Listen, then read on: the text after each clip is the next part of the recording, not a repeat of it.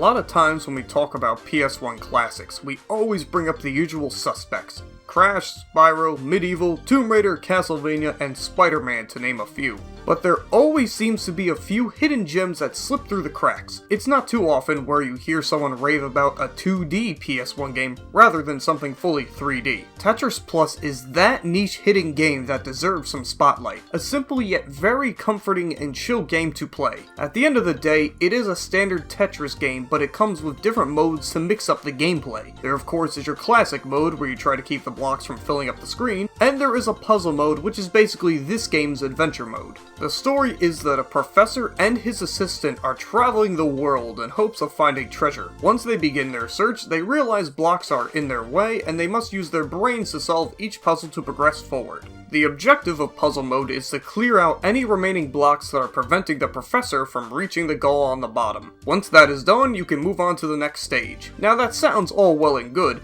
but there is a hanging saw blade ceiling that is slowly making its descent towards the professor. So, it is up to you, the player, to clear away the tetrominos as fast as possible to guide the professor safely to the floor. When you start, you have a choice between 4 sets of stages: Egypt, Gnosis, Maya, and Angkor Wat. All relatively the same, just with a few cosmetic changes in the background. I didn't get very far, because, well, simply put, I suck at Tetris. Puzzle mode puts a nice spin on the standard Tetris gameplay, and the music is very upbeat and cheery, my absolute favorite track being the classic mode music which you have been hearing throughout this video.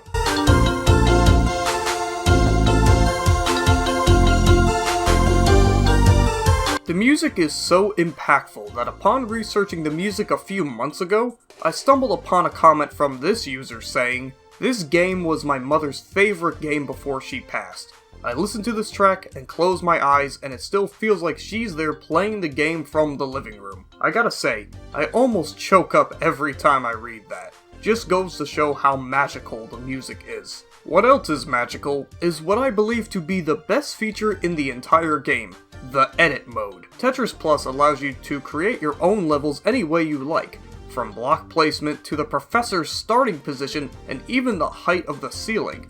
Truly remarkable, and when it comes to level editors, I tend to enjoy making very difficult levels. It took me countless tries to beat my own level shown here. With enough luck, I got through it. There is also a 2-player mode, but I didn't bother with that since I didn't have anyone else to try it out with. Tetris Plus is such a wondrous game that you should definitely give a try. After all, it's Tetris! One little bonus fact I would like to add here is that there is technically 2 greatest hits versions of the game, one being the standard box art with the regular green greatest hits label, and the other being a different box art, both front and back, with a gold logo on the front, which is the copy I own. There seems to be little to no information on why this exists. It was very cheap for me on eBay, so I doubt it's a rare collectible.